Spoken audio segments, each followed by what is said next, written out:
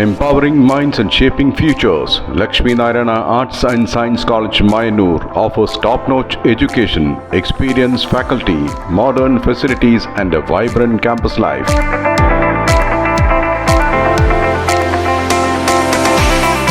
Join us for a journey of learning, growth and success. Admissions open, Lakshmi Narayana Arts and Science College, Mayanur.